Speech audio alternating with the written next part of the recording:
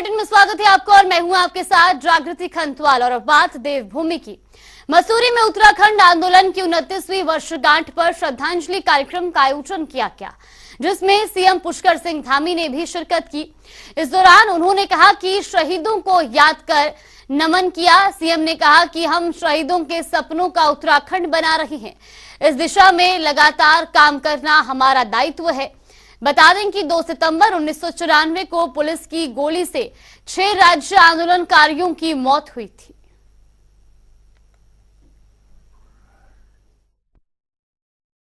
आज का जो दिवस है, ये दिवस वास्तव में हमारे लिए बड़ा कोई खुशी का दिन नहीं है। आज का दिन बहुत ही ऐसा दिन था जिस दिन हम सब लोग उस आंदोलन को हमने देखा, उस गोली कांड को देखा, और उन्हीं के स्मरण में हम प्रत्येक वर्ष ये बरसी का श्रद्धांजलि का कार्यक्रम करते हैं। मैं कल खटीमा में था और आज आप सबके बीच में प्रत्येक वर्ष की भांति इस वर्ष भी हम लोग अपने शहीदों को श्रद्धांजलि दे रहे हैं। निश्चित रूप से 2 सितंबर 1994 उत्तराखंड के आंदोलन की एक ऐसी तारीख है जो हमेशा हमारे स्मरण में रहेगी। यह दिन आज भी, जब भी हम इस दिन के बारे में, ये दिन आने वाला होता है, तो कहीं ना कहीं हमारी धड़कन तेज हो जाती है। और वो यादें जिन्हें याद करके कि कैसा वो मंजर था, किस प्रकार से पुलिस की तानाशाही थी उस समय की, किस प्रकार की सरकार की हठधर्मिता थी, उसको याद करके भी हमारी रूह कांप उठती है। खटीमा गोलीकांड के विरोध में 2 सितंबर को मसूरी की सड़कों पर जब हमारे आंदोलनकारी सब जुलूस निकाल रहे थे, उस समय की सरकार ने योजनाबद्ध तरीके से चारों तरफ से घेर कर गोलियां चलाई। देहरादून में मुख्यमंत्री पुष्कर सिंह धामी ने ग्लोबल इन्वेस्टर समिट से पहले आज समिट से जुड़ी वेबसाइट और लोगो को लॉन्च कर दिया है। इस दौरान कार्यक्रम में मुख्य सचिव एसएस संधू, अपर मुख्य सचिव राधा रतूड़ी, सचिव उद्योग विनय शंकर पांडे, डीजी सूचना बंशीधर तिवारी समेत एमडी सिडकुल रोहित मीणा मौजूद रहे। बता दें कि दिसंबर में होने वाली इन्वेस्टर ग्लोबल समिट को लेकर जहां सरकार पूरी तरह से तैयारियों में जुटी हुई है, तो वहीं देश और विदेश में उद्यमियों को लुभाने के लिए रोड शो भी किए जाएंगे। राज्य की इन्वेस्टर समिट है, इसमें सारे विभाग जुड़े हुए हैं और सारे राज्य के ही इन्वेस्टमेंट के क्षेत्र में इसमें काम होना है। सभी विभागों का इसमें अपना अपना अलग अलग योगदान है, अपनी अपनी भूमिका है। उसी प्रकार से आप सब लोगों की भी, क्योंकि आज लोगो वेबसाइट लॉन्च हो रही है, तो जैसा आप दोनों ही लोगों ने यहां से कहा कि आप लोगों की इसमें अति महत्वपूर्ण भूमिका है, क्योंकि ये आप लोगों का भी काम है। अब इसमें सहयोग कैसे देना है, संतू साहब ने बहुत इशारे में आप सब लोगों से कहा। कुछ लोग हंस भी रहे थे जब वो बोल रहे थे तो क्योंकि ये ऐसा काम है, वो कहते हैं आज शुरू हो रहा है मंगलम भगवान विष्णु मंगलम गरुण ध्वज मंगलाय पुंडरीकाक्षाय मंगलाय तनोहरि। तो आज जो है ये शुरू हो रहा है, तो उसमें आप लोगों की अति महत्वपूर्ण भूमिका है। इसलिए आप सभी लोगों को यह आमंत्रित किया गया है कि ये राज्य के लिए बहुत ही महत्वपूर्ण है और एक हमारे सामने राज्य की जो आकांक्षाएं हैं, जो आशाएं हैं, और एक बहुत बड़ा अवसर हमारे राज्य के लिए है कि इस इन्वेस्टर समिट को पूरी तरह से हम एक अवसर के रूप में इसका अधिकतम लाभ लें, अधिकतम राज्य के अंदर इन्वेस्टमेंट को लेकर आए। और इसको लेकर जहां हमने पिछले दिनों पहले यहां देहरादून में 17 अगस्त को एक इंडस्ट्री समूह के लोगों के साथ यहाँ पर हम लोगों ने मीटिंग करी थी, यहाँ बैठक हुई थी, एक अच्छा दिन भर का संवाद चला था और उसमें भी बहुत सारे सुझाव, बहुत सारे आगे जो काम किए जाने हैं उसके बारे में हमें उन सभी लोगों ने अपने अपने सुझाव दिए। इसके अतिरिक्त अभी 21 अगस्त को दिल्ली में इंडस्ट्री समूह के जो लीडर हैं उन लीडरों के साथ भी हमारी संवाद हुआ, उनके विचार भी हम लोगों ने लिए और बहुत शानदार और बड़ा उत्साहजनक एक वातावरण वहां पर भी बना है।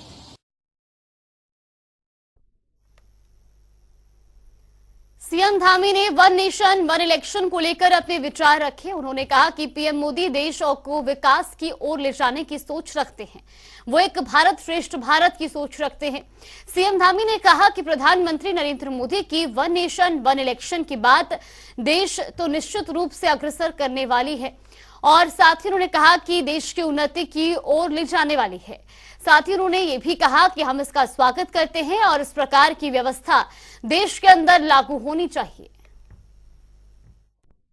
माननीय प्रधानमंत्री नरेंद्र मोदी जी की हमेशा देश को विकास की ओर ले जाने की सोच है, एक भारत श्रेष्ठ भारत की सोच है। दुनिया का नेतृत्व भारत करे, दुनिया का अग्रणी देश भारत बने, उस दिशा में उन्होंने जो वन नेशन वन इलेक्शन जो अवधारणा है, निश्चित रूप से ये देश को अग्रसर करने वाली है, उन्नति की ओर ले जाने वाली है। और श्री रामनाथ कोविंद जी जैसे व्यक्ति जिनका इतना लंबा अनुभव रहा है, देश के राष्ट्रपति रहे हैं, तो निश्चित रूप से बहुत ही उनका इस पद को स्वीकार करना, इस दायित्व को लेना, ये अपने आप में बहुत बड़ी बात है और हम इसका स्वागत करते हैं कि इस प्रकार की व्यवस्था देश के अंदर लागू होनी चाहिए। तो वही खबरों में आगे बढ़ेंगे जो आपको बता दें कि एक दिवसीय बागेश्वर दौरे पर गरुड़ के रामलीला मैदान में चुनावी जनसभा करेंगे। साथ ही आपको बता दें कि बागेश्वर में रोड शो और नुमाइश मैदान में ये जनसभा आयोजित की जाएगी, जहां बीजेपी प्रत्याशी के पक्ष में जनसभा करेंगे सीएम धामी। तो वहीं आपको बता दें कि सीएम के साथ रोड शो में कैबिनेट मंत्री भी शामिल होंगे। गणेश जोशी, सौरभ बहुगुणा, रेखा आर्य भी इस दौरान रोड शो में मौजूद रहेंगे। वहीं आपको बता दें कि स्वास्थ्य मंत्री धन सिंह रावत भी इस रोड शो में शामिल होंगे।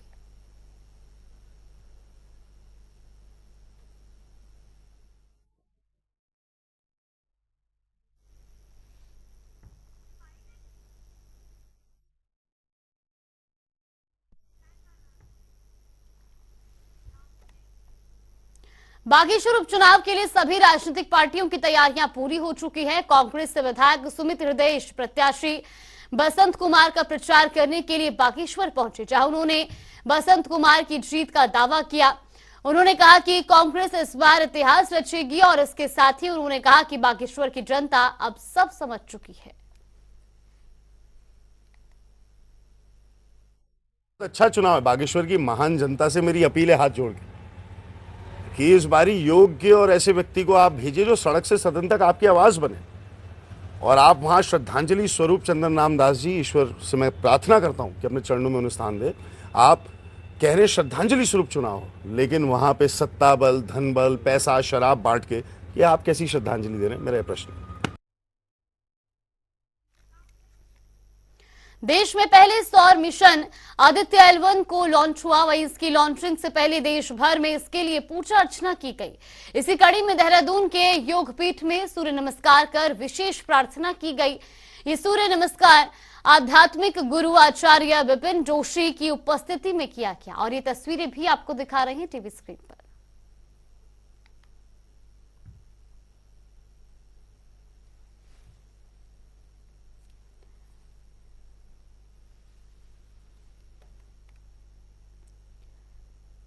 तो देहरादून योगपीठ में ये सूर्य नमस्कार किया गया, जहां भारत देश का ये पहला सौर मिशन है और ऐसे में इस मिशन की सफलता के लिए जहां मिशन लॉन्च होने से पहले कई जगहों पर पूजा अर्चना की गई, तो वहीं छात्र सूर्य नमस्कार करते भी नजर आए।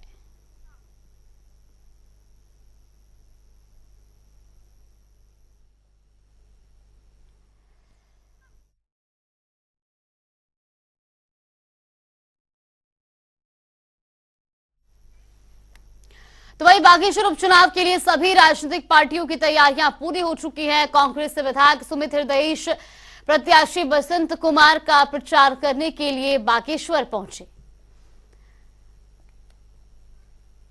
तो वही उन्होंने बसंत कुमार की जीत का दावा किया और साथ ही उन्होंने कहा कि कांग्रेस इस बार इतिहास रचेगी। तो बागेश्वर उपचुनाव का रण, और ऐसे में बागेश्वर उपचुनाव को लेकर कि जहां तमाम पार्टियां भी तैयारियों में जुटी हुई हैं, ऐसे में तमाम बयान भी आने शुरू हो गए हैं। और रुक करेंगे बड़ी खबर का। बड़ी खबर आपको बता दें, बागेश्वर से सीएम धामी का 2 दिवसीय बागेश्वर दौरा। गरुड़ के रामलीला मैदान में चुनावी जनसभा करेंगे सीएम धामी। तो साथ ही आपको बता दें कि वो बागेश्वर में रोड शो और नुमाइश मैदान में भी जनसभा करेंगे, जहां बीजेपी प्रत्याशी के पक्ष में वो जनसभा करेंगे और इस दौरान उनके साथ तमाम मंत्री भी मौजूद होंगे। जानकारी के मुताबिक उनके साथ कैबिनेट मंत्री गणेश जोशी, सौरभ बहुगुणा और स्वास्थ्य मंत्री धन सिंह रावत भी मौजूद रहेंगे। और ऐसे में जनसभा को लेकर के और रोड शो को लेकर के भी सभी तैयारियां पूरी कर ली गई है। तो बागेश्वर उपचुनाव प्रचार का ये अंतिम दौर शुरू हो चुका है और ऐसे में जहां चुनाव प्रचार प्रसार को लेकर के बीजेपी और कांग्रेस दोनों ही पार्टियां अपनी ताकत झोंकती हुई नजर आ रही हैं, तो यहाँ आज सीएम धामी भी बीजेपी प्रत्याशी के पक्ष में रोड शो करेंगे, जनसभा करेंगे और साथ ही साथ आपको बता दें कि बीजेपी प्रत्याशी के समर्थन में वोट की अपील भी करेंगे। तो रोड शो में कैबिनेट मंत्री भी शामिल होंगे। जानकारी के अनुसार गणेश जोशी, सौरभ बहुगुणा, रेखा आर्य और धन सिंह रावत इस रोड शो में मौजूद रहेंगे। तो बागेश्वर उपचुनाव का प्रचार प्रसार का आखिरी दौर शुरू हो चुका है और ऐसे में अब सभी पार्टियां अपनी ताकत झोंकती नजर आ रही हैं। बात की जाए मुख्य तौर पर तो यहां पर कांटे की टक्कर बीजेपी और कांग्रेस में देखी जा रही है और ऐसे में दोनों ही पार्टियां पुरजोर तरीके से चुनाव प्रचार में जुटी हुई हैं। तो वहीं आज बागेश्वर उपचुनाव के मद्देनजर मुख्यमंत्री पुष्कर सिंह धामी भी जनसभा को संबोधित करेंगे। तो भाई इसी खबर पर ज्यादा जानकारी के साथ हमारे सहयोगी यशराज आनंद हमारे साथ जुड़ गए। यशराज, देखिए जिस तरह से बताया जा रहा है कि बागेश्वर उपचुनाव के प्रचार का अब आखिरी दौर शुरू हो चुका है और ऐसे में अब खुद पुष्कर सिंह धामी वहां पर पहुंचकर जनसभा को संबोधित करेंगे। किस तरह की तैयारियां की गई हैं? कि बागेश्वर उपचुनाव को लेकर प्रमुख विपक्षी दल कांग्रेस और भारतीय जनता पार्टी की तैयारियां पूरी हो चुकी है। वहीं यूकेडी भी अपनी तैयारियों में पूरी तरीके से जुटी हुई है। लेकिन सबसे बड़ी बात यह है कि बागेश्वर उपचुनाव यह जरूर कहीं ना कहीं एक मील का पत्थर साबित हो सकता है आने वाले लोकसभा चुनाव और नगर निकाय चुनाव के लिए। इसी को देखते हुए सभी दल, चाहे भाजपा की बात करें, कांग्रेस की बात करें या यूकेडी की बात करें, सभी दल इसमें जोर शोर से लगे और इसमें जोड़ तोड़ की राजनीति भी शुरू हो गई। बागेश्वर उपचुनाव जो है यह परिवहन मंत्री चंदन रामदास की अकस्मात मृत्यु के बाद एक विधानसभा सीट, बागेश्वर विधानसभा सीट पर चुनाव होना तय हो गया। ये 5 सितंबर को यहाँ पर चुनाव होगा और 8 सितंबर को इसके रिजल्ट घोषित किए जाएंगे। वहीं यह चुनाव दोनों पार्टी के लिए कहीं ना कहीं एक मील का पत्थर साबित हो रहा है, क्योंकि बागेश्वर उपचुनाव के बाद तुरंत बाद ही इसके बाद 2024 में लोकसभा चुनाव भी होना है। तो लोकसभा चुनाव को देखते हुए अगर जो भी पार्टी, कांग्रेस यहाँ पर जोर तोड़ लगा रही है, कांग्रेस पूरी तरीके से अपनी शक्ति यहाँ पर आजमाइश कर रही है, क्योंकि इसमें वजह यह है कि बागेश्वर उपचुनाव यदि कांग्रेस जीत जाती है तो इसको जीतने के बाद इसको जरूर कहीं ना कहीं लोकसभा चुनाव में फायदा मिलेगा। वहीं मुख्यमंत्री पुष्कर सिंह धामी बागेश्वर उपचुनाव की ओर पूरी तरीके से नजर गड़ाए हुए हैं, क्योंकि यह चुनाव जीतने के बाद इनका कद भी बढ़ जाएगा। और दूसरी सबसे बड़ी बात कि बागेश्वर उपचुनाव जीतने के बाद पार्टी का नेतृत्व का, शीर्ष नेतृत्व का स्तर भी और ऊंचा उठ जाएगा, यानी कि वो बागेश्वर को फिर जीत जाएंगे। लगातार 16 साल तक लगातार 3 टर्म तक चंदन रामदास भाजपा यहाँ पर काबिज रहे, लेकिन अकस्मात मृत्यु के बाद फिर से एक बार टकराहट शुरू हो गई भाजपा और कांग्रेस में। और यदि सबसे बड़ी बात की जाए तो मुख्यमंत्री पुष्कर सिंह धामी आज बागेश्वर में 12 बजे बागेश्वर पहुंचेंगे। उसके बाद रामलीला मैदान में वो गरुड़ में एक सभा को संबोधित करेंगे। वहीं उसके बाद शाम करीब 3:30 बजे एक रोड शो मुख्यमंत्री किया जाएगा। मुख्यमंत्री पुष्कर सिंह धामी के द्वारा एक रोड शो किया जाएगा। इस रोड शो में यह कहा जाएगा कि भाजपा को वोट दिया जाए, भाजपा के पक्ष में वोट देने की बात कही जाएगी। वहीं भाजपा की तरफ से प्रत्याशी जो है वो चंदन रामदास की पत्नी पार्वती दास हैं। पार्वती दास एक घरेलू महिला है, लेकिन वो चंदन रामदास के साथ भी पार्टी रैलियों में शिरकत किया करती थी। तो जरूर कहीं ना कहीं भाजपा को जो कहा जाए कि एक वोट मिलने का, एक चंदन रामदास के आधार पर भी, नाम पर भी एक वोट मिलने की बात कही जा रही है। और वही चंदन रामदास का अनेकों काम ऐसा है जो बागेश्वर में किया गया था, चाहे वो रेल लाइन की बात की जाए, चाहे वो अन्य परियोजनाओं की बात की जाए, चाहे वो मंदिर बनाने की बात की जाए, इस तरीके से चंदन रामदास ने अनेकों काम किया है। वहीं दूसरी सबसे बड़ी बात है कि कांग्रेस के प्रत्याशी बसंत कुमार जो है, ये पहले आम आदमी पार्टी में शामिल थे और ये 2 बार चुनाव लड़ चुके हैं और दोनों बार चुनाव लड़के ये तीसरे स्थान पर प्राप्त किए थे। लेकिन बसंत कुमार इस बार कांग्रेस के प्रत्याशी हुए हैं। कांग्रेस के द्वारा इन्हें अपने प्रत्याशी नियुक्त किया गया और बसंत कुमार कांग्रेस के चिन्ह पर चुनाव लड़ रहे हैं। बसंत कुमार के विषय में कहा जाता है कि बसंत कुमार भी काफी मंझे हुए खिलाड़ी हैं, वहां पर काफी उन्हें भी चुनाव लड़ने का काफी अनुभव है। तो इस प्रकार बसंत कुमार के लिए भी यह एक नाक के नीचे का सुई बनी हुई है, जहां से बसंत कुमार यह चाहेंगे कि इस बार वो अपनी जीत दर्ज कराकर कांग्रेस में अपना कद काठी ऊंचा कर लेंगे। भी बसंत कुमार वहां से चुनाव जीते जाते हैं तो कहीं ना कहीं इसका फायदा कांग्रेस को मिलेगा। लेकिन भाजपा कभी भी यह नहीं चाहेगी, भाजपा हमेशा से यह दाव खेल रही है कि पार्वती दास जो है एक घरेलू महिला है और यह कामकाजी महिला है, ये जरूर समाज के बीच में रहती है, लोगों के बीच में जाकर मिलती है। तो जरूर पार्वती दास की ओर लोगों का झुकाव जरूर नजर आ रहा है। वहीं भाजपा के स्टार प्रचारक लगातार वहां पर जमे हुए हैं। भाजपा के स्टार प्रचारकों में यशराज ये भी जानना चाहेंगे, जनसभा वहां पर संबोधित करेंगे, किस समय ये जनसभा शुरू होगी, इसको लेकर के कोई जानकारी अभी तक सामने आई हो? जी बिल्कुल, मैं बताना चाह रहा हूं कि 12:30 बजे वहां पर रामलीला मैदान में जनसभा को आयोजित किया जाएगा और उसके बाद क्या कहते हैं 3:30 बजे के आसपास वहां पर रोड शो किया जाएगा। लेकिन मुख्यमंत्री पुष्कर सिंह धामी अभी तक बागेश्वर पहुंच नहीं पाए हैं, क्योंकि अभी वो देहरादून से अभी वो निकले ही हैं। इसलिए जनसभा में थोड़ी विलंब हो रही है और विलंब होने के कारण करीब 1:30 बजे के आसपास ऐसा कयास लगाया जा रहा है कि 1:30 बजे के आसपास ये शुरू हो सकता है। तो वहीं 1:30 बजे के शुरू होने के बाद ये करीब 1 घंटे तक यह चलेगा, जनसभा चलेगी। जनसभा में आपको कहा जाए कि चंदन रामदास की पत्नी पार्वती दास वहां मौजूद रहेंगी।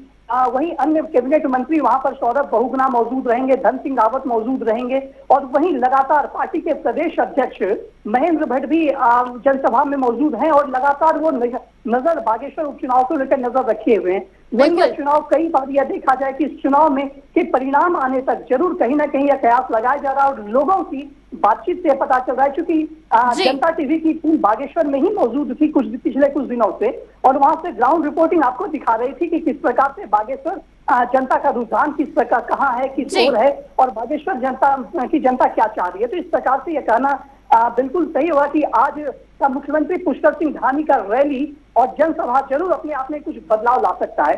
जी बिल्कुल यशराज, बहुत बहुत धन्यवाद आपका हमारे साथ जुड़ने के लिए और तमाम जानकारी हम तक पहुंचाने के लिए। वही रुक करेंगे खबरों की ओर, जहां उत्तराखंड में यमकेश्वर विधानसभा से बीजेपी विधायक रेणु बिष्ट का एक पोस्ट सोशल मीडिया पर तेजी से वायरल हो रहा है, जिसमें वो अपनी ही पार्टी पर सवाल खड़े करती नजर आई हैं। दरअसल उन्होंने सोशल मीडिया पर लिखा कि यमकेश्वर की जनता के साथ बीते 20 से 22 सालों में छल हुआ है और अब इस पर विधानसभा अध्यक्ष ऋतु खंडूड़ी ने प्रतिक्रिया देते हुए कहा कि रेणु बिष्ट से पहले वो 5 साल यमकेश्वर की विधायक रही। इस दौरान सड़क, बिजली, पानी सभी के लिए पूरा प्रयास किया गया।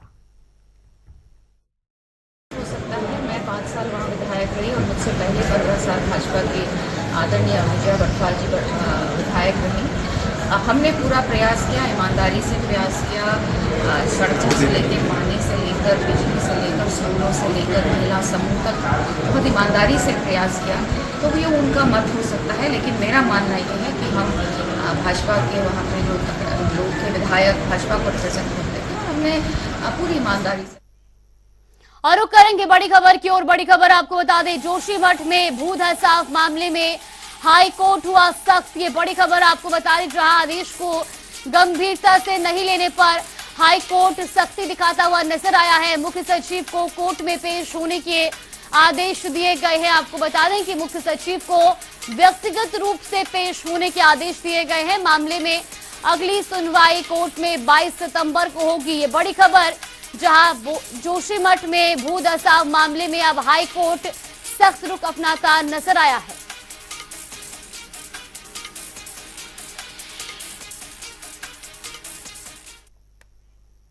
और रुक करेंगे अगली बड़ी खबर की ओर। बड़ी खबर आपको बता दें, देहरादून से ये बड़ी और अहम जानकारी। राज्य के पर्वतीय जिलों में हल्की बारिश की संभावना जताई गई है। मौसम विभाग की ओर से 5 जिलों में अलर्ट जारी किया गया है। बागेश्वर, पिथौरागढ़ में बारिश का येलो अलर्ट जारी किया गया है। तो साथ ही आपको बता दें कि अल्मोड़ा, नैनीताल और चंपावत में भी येलो अलर्ट जारी किया गया है। ये बड़ी खबर आपको बता रही, जहां पहाड़ों में लगातार बारिश का दौर जारी है और ऐसे में अब मौसम विभाग ने भी 5 जिलों में बारिश की संभावना जताई है। तो पर्वतीय जिलों में हल्की बारिश की संभावना जताई गई है और ऐसे में मौसम विभाग ने 5 जिलों के लिए अलर्ट भी जारी किया है। बागेश्वर, पिथौरागढ़ में बारिश का येलो अलर्ट जारी है। इसके अलावा अल्मोड़ा, नैनीताल और चंपावत में भी मौसम विभाग ने बारिश का येलो अलर्ट जारी किया है।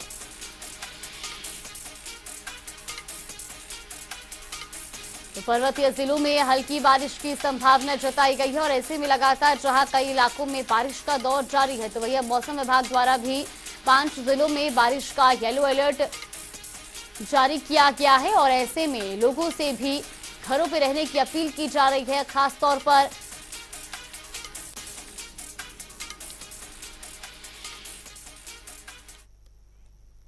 और चलिए आपको सीधा लिए चलते हैं बागेश्वर, जहां पर सीएम पुष्कर सिंह धामी रैली कर रहे हैं।